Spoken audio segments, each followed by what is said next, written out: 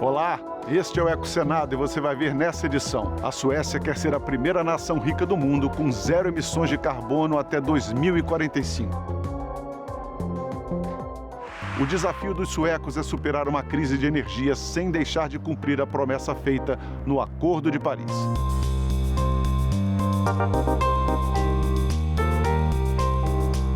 Entrevistamos Alexander Eriksson, especialista em meio ambiente da Embaixada da Suécia em Brasília. A Suécia foi o primeiro país do mundo de iniciar um imposto de carbono. Foi em 1995. No quadro Ideias Verdes, uma mini turbina portátil que usa a correnteza dos rios para gerar energia. E o papel das minhocas na proteção do solo e no combate aos extremos climáticos.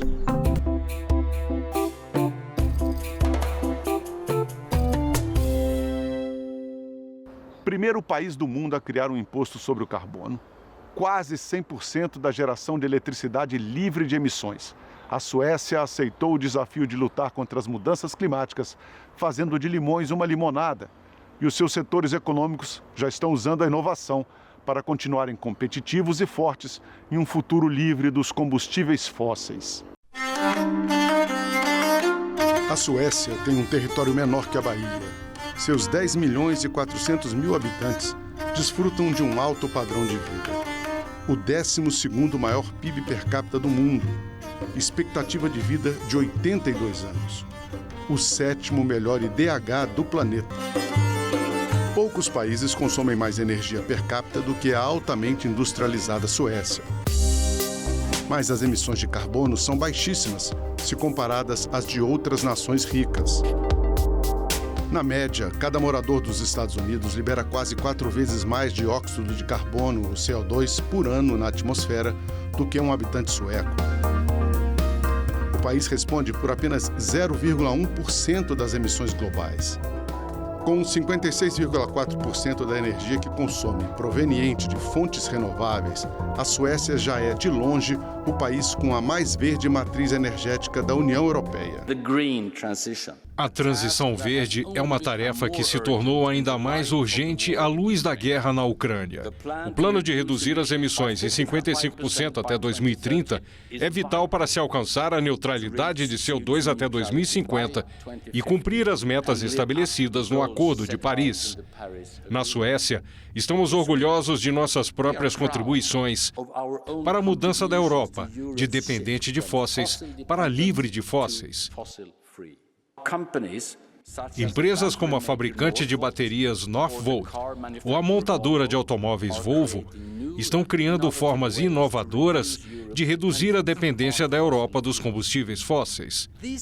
Essas empresas querem trabalhar, querem aproveitar as grandes oportunidades da transição verde. A produção de eletricidade no país já é 98% livre de carbono, mas o plano é ainda mais ousado. A Suécia quer ser a primeira nação rica do mundo neutra em emissões de carbono até 2045, atingindo 100% de geração de energia não fóssil. A Suécia defende uma implementação ambiciosa do Acordo de Paris. Fizemos isso estabelecendo metas climáticas, mas também decidimos pela adoção de uma lei ambiental e a criação de um Conselho Nacional de Política Climática. Isso obriga o governo da Suécia a tomar decisões com base nas metas climáticas. O nível de ambição dos países deve ser elevado. O clima não tem fronteiras nacionais. Os países do mundo devem fazer esse trabalho juntos. Não faltam razões para o otimismo dos suecos, que têm uma das mais altas taxas de reciclagem do mundo. Mais de 90% das latas de alumínio são recicladas, por exemplo. Só 1 em cada 100 quilos de lixo residencial vai para os aterros sanitários. Em Estocolmo, a cada mês, cerca de 1 tonelada de resíduos orgânicos é recolhida e transformada em biogás. Esse combustível verde abastece a frota de ônibus e táxis da capital. As escolhas que fazemos hoje terão um grande significado por muito tempo. Então, como podemos criar o melhor futuro possível? Hoje já existem soluções para se construir uma sociedade do futuro em que vivamos em equilíbrio com o clima.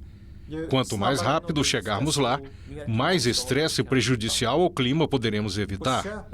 Ao mesmo tempo, podemos obter muitos outros benefícios. Por exemplo, uma melhor segurança energética. O mundo e a Suécia precisam de mudanças aqui e agora. Também temos que adaptar a sociedade aos efeitos que já vemos hoje e que vão aumentar. Essa trajetória rumo a um futuro mais verde começou na Suécia há décadas. O imposto sobre o carbono, criado ainda nos anos 90, é hoje de longe o mais alto do mundo. 110 euros por tonelada de CO2 emitida. Um empurrão respeitável rumo à transição energética. E não foram poucas as conquistas. O preço da energia solar caiu 90% nos últimos 10 anos. O da eólica, 70%. As baterias, além de 2 vezes mais duráveis, estão agora 85% mais baratas. Em atividades econômicas como produção de aço e cimento, mineração ou construção civil, a meta é se livrar do carvão como combustível. Há 3 anos, a Suécia inaugurou a primeira siderúrgica do mundo alimentada exclusivamente por hidrogênio. O professor de Inovação e Sustentabilidade Bjorn Sanden, da Universidade Chalmers, em Gotemburgo, acredita que a tecnologia, a economia e a política podem interagir para construir novos caminhos sustentáveis. Quando o mundo muda, cria oportunidades fantásticas para uma nação industrial como a Suécia. Muito disso agora é impulsionado por interesses industriais privados. Mas o Estado precisa intervir em todos os lugares. Não dá para dizer que o Estado deve ficar parado, porque esse tipo de mudança exige muita coisa. Licenças são necessárias, infraestrutura é necessária.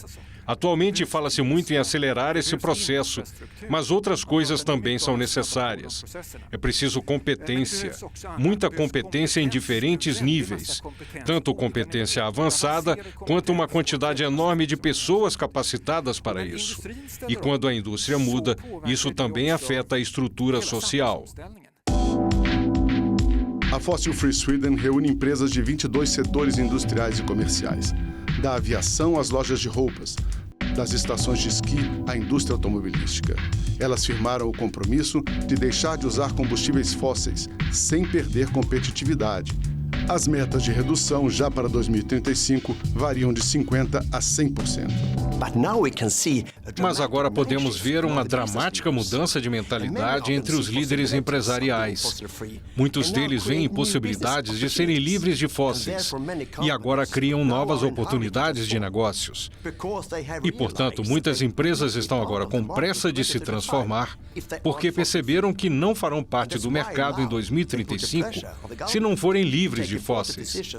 E é por isso que agora eles pressionam os governos para que tomem decisões importantes com muito mais rapidez. Transportes e indústria pesada respondem por 2/3 das emissões suecas. O caminho escolhido são os biocombustíveis e, com fortes subsídios pagos pelo governo, o uso de carros elétricos. 1/3 dos veículos que rodam no país já são assim, atendidos por uma crescente rede de pontos de recarga. Até 2030, metade da frota de caminhões também já será elétrica.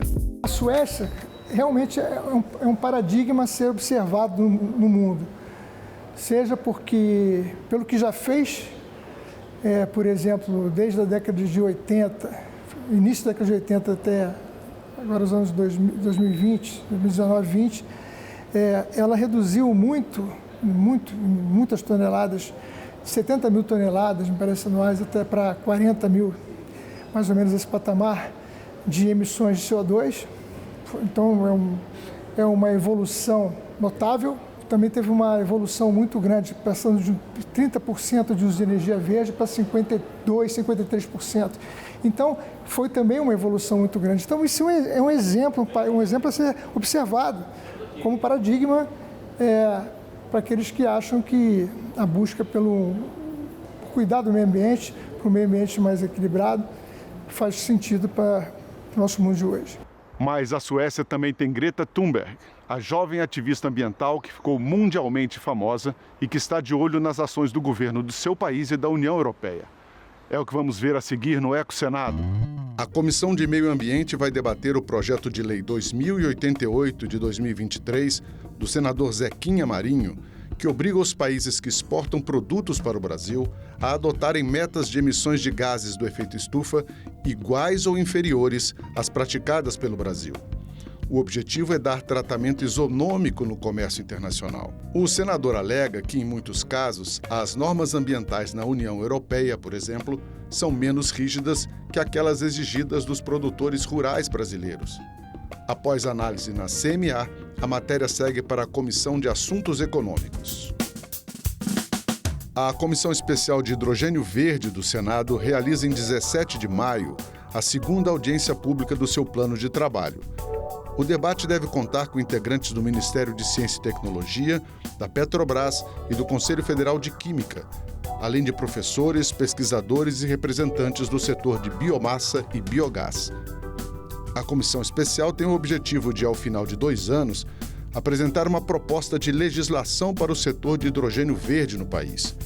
As reuniões podem ser acompanhadas pelo nosso canal no YouTube. Acesse senado.leg.br/tv para saber mais. No caminho para enfrentar as mudanças climáticas, a Suécia tem um novo governo e uma célebre aliada no planeta, Greta Thunberg.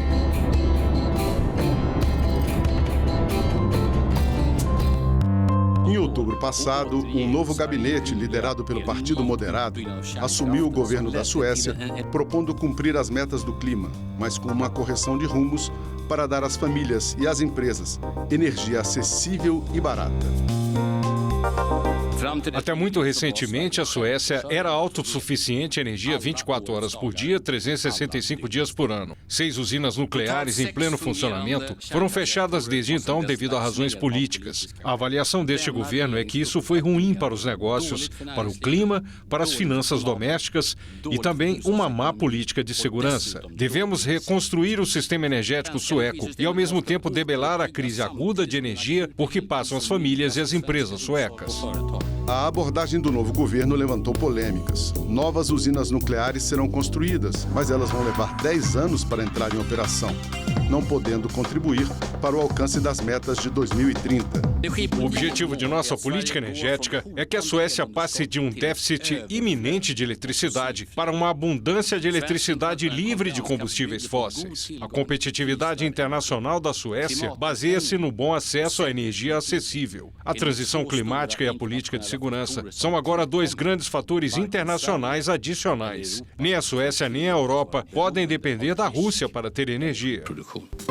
Para baratear o custo da energia ao consumidor, o novo governo também decidiu suspender temporariamente a política de aumento do percentual de biocombustíveis na mistura dos combustíveis fósseis usados no transporte. O novo governo está no poder há 6 meses. E as medidas anunciadas não estão realmente indo na direção de se atingir as metas para 2030. A razão é que eles estão reduzindo algumas políticas de ambição climática.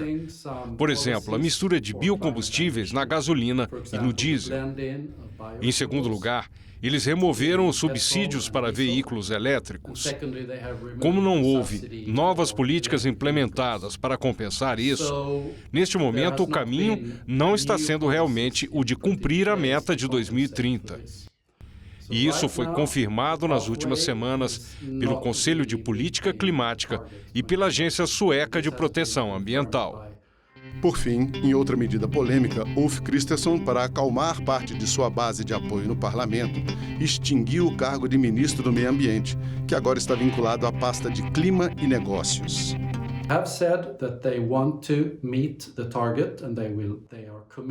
Eles disseram que querem atingir a meta e que estão empenhados em cumprir a meta tal como ela existe. Mas a política é um pouco problemática, porque este governo depende dos votos do Partido Nacional Populista para seu apoio parlamentar. E esse partido quer diminuir a ambição climática, quer rever a meta. Portanto, eles estão sempre sob pressão neste novo governo para não tomar muitas ações climáticas. Hi. My name is Greta Thunberg. Liderada pela ambientalista Greta Thunberg, uma ação na justiça tenta obrigar o governo sueco a não retroceder nos seus compromissos climáticos. Em resposta ao pedido, um tribunal deu prazo até junho para ouvir as alegações do governo antes de decidir se acata ou não o pedido. Must lead the way. A União Europeia deve liderar o caminho. Vocês têm a obrigação moral de fazê-lo. E vocês têm uma oportunidade econômica e política única de se tornarem verdadeiros líderes climáticos. Vocês mesmos declararam que estamos em uma emergência climática e ambiental. Vocês disseram que isso era uma ameaça à nossa existência. Agora vocês devem provar que falavam sério. Desde os 15 anos cobrando dos líderes suecos e europeus uma atitude muito mais firme no enfrentamento às mudanças climáticas, Greta, agora com 20 anos, é a voz mais popular na defesa do meio ambiente. São quase 6 milhões de seguidores no Twitter. Nós simplesmente precisamos mudar nosso comportamento, mudar nossa sociedade. E isso é a verdade incômoda da qual vocês não podem escapar. Não importa o quanto vocês queiram ou quanto tentem. E quanto mais vocês continuarem fugindo dessa verdade, maior será a sua traição para com seus próprios filhos. Ainda nessa edição do EcoSenado, o diplomata sueco Alexander Eriksson diz que existe espaço para cooperação com o Brasil nas questões de clima e meio ambiente. Em 22 de abril de 1970, aconteceu o primeiro grande evento mundial em defesa do meio ambiente. Nos Estados Unidos, 20 milhões de pessoas foram às ruas protestar, depois que o derramamento de mais de 11 milhões de litros de petróleo bruto poluiu uma enorme faixa do litoral da Califórnia. O acidente foi causado por erros de segurança e falhas na legislação da época. Em 2009, a ONU oficializou a data como Dia Internacional da Mãe Terra, expressando a preocupação com a degradação ambiental e os impactos negativos na natureza resultantes da atividade humana.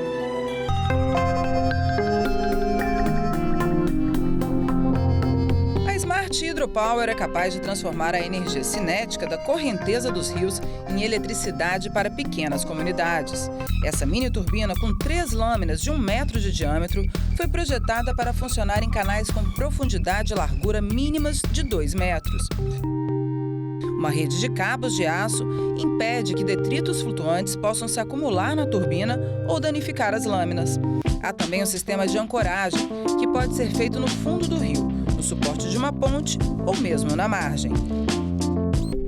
Um estudo realizado no Reino Unido concluiu que quando os campos de cultivo não são arados, a condição do solo melhora muito, graças à atuação das minhocas.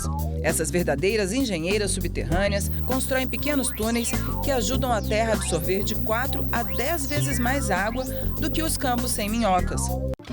Os pesquisadores do Allerton Project concluíram também que elas, além de serem fertilizantes naturais, reduzem os gases de efeito estufa e ajudam a mitigar os eventos extremos de clima, como secas e inundações.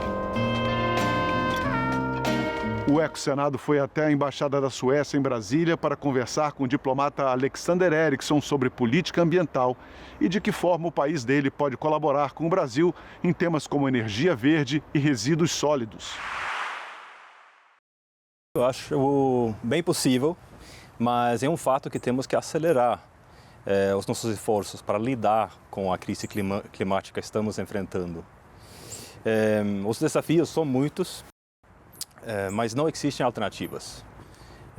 Foi lançado recentemente um relatório do painel intergovernamental sobre mudanças climáticas, falando sobre boas notícias, na verdade, principalmente em desenvolvimentos tecnológicos de baixo carbono e compromissos mais ambiciosos dos países para reduzir emissões e compromissos para financiar todo esse trabalho. Considerando políticas para a emissão zero de carbono até 2045, na Suécia está agora sendo preparado um plano de ações políticas para preparar o caminho para zero emissões. E o governo sueco quer investir em técnicas principalmente de captura e armazenamento de carbono, utilizando meios biológicos. Isso é uma espécie de emissões negativas de gases de efeito estufa, foi identificado que com as metas atuais, com as ações atuais, não chegaremos a emissões zeros em 2045. Então também precisamos políticas de emissões negativas dentro dessa matriz. E também está sendo, na verdade, financiada a transição para incorporar uma maior captura de dióxido de carbono dentro dessa produção de cimento, para dar um exemplo. A produção elétrica da Suécia, a matriz da produção elétrica, tem em torno de 60% de fontes renováveis, a composição. E 40% são de fontes hidráulicas, e em torno de 20% são de fontes eólicas. Apenas 1% é de fontes fotovoltaicas, também explicando pela falta de luz em certas épocas na Suécia, né? Mas uma fonte importante também da matriz é a energia nuclear, que representa 29% do total, na verdade. A indústria na Suécia é responsável por 1/3 de todas as emissões. É identificado que é um fato que terá que mudar. O conceito da transição verde, ou seja, mudar a matriz energética utilizada por essa indústria para fontes mais renováveis, é algo que terá que mudar para a Suécia atingir as nossas metas de emissões. Estamos consumindo mais do que o nosso planeta pode oferecer, digamos. Tem sistemas para combater isso, né? A gente pode olhar, a Suécia está muito para frente na área de biogás, por exemplo, na verdade em sistemas para economias circulares, quer dizer. Nosso consumo, claro, também produz muitos resíduos, né? E o gerenciamento desses resíduos, como se coleta os resíduos, também é muito importante para criar esse tipo de sistema de economia circular. E a Suécia está em frente na linha dentro dessa área. A Suécia foi o primeiro país do mundo de iniciar um imposto de carbono, foi em 1995. Em termos de custo-benefício, tem sido uma maneira muito boa de reduzir a dependência em combustíveis fósseis. Por exemplo, o petróleo e gás. E também uma ótima ferramenta para reduzir emissões, em geral. Mas, ao mesmo tempo, é difícil para utilizar essa ferramenta para adivinhar os resultados exatos. Isso é um problema que estamos enfrentando. Mas isso é porque vários fatores são envolvidos em fazer combustíveis renováveis mais competitivos, especialmente quando o preço é um fator-chave na atitude do consumidor. Em épocas quando a política de diferenciar o imposto sobre combustível não tem sido possível, a gente usa outra ferramenta, que é uma política de obrigação de redução de combustíveis. E cada ano aumenta essa obrigação de incluir combustíveis renováveis na composição do combustível fóssil vendido, o produto final, quer dizer. E uma meta dessa obrigação, na verdade, é reduzir as emissões do setor de transporte em 70% até o ano 2030. É uma política que, de fato, aumenta o preço do produto. Então, também não é uma política sem controvérsia. Tem sido bem sucedida, mas, como eu falei, não falta controvérsia. Então, atualmente, o governo está liderando, está parado essa incrementação de cada ano, expliquei, para avaliar os resultados e os benefícios dessa política. As nossas agências governamentais, por exemplo, a nossa agência de proteção ambiental nacional, trabalha também, tem projetos internacionais, trabalha aqui no Brasil, dentro dessa área de gerenciamento de resíduos sólidos. Como você falou, é um compartilhamento mais de qualquer coisa, né? Compartilhar sistemas para criar uma boa prática dentro dessa área. A Suécia também tem um trabalho internacional na área de cooperação internacional de desenvolvimento muito grande atrás da nossa agência de cooperação internacional, a CIDA, o AST, aqui no Brasil. Trabalhamos em muitos países no mundo inteiro, países de desenvolvimento. Existem iniciativas, tanto no coleta de resíduos sólidos, existem iniciativas no nível de inovação dentro dessa área. O biogás, por exemplo, é um projeto no nível acadêmico, está sendo explorado, universidades suecas trabalhando junto com autoridades brasileiras para desenvolver projetos dentro dessa área. O Ecosenado fica por aqui. Obrigado pela sua companhia. Se você quiser rever ou compartilhar este ou qualquer programa da TV Senado, acesse o nosso site senado.leg.br/tv. Estamos também no YouTube e nas outras redes sociais. Obrigado, até a próxima.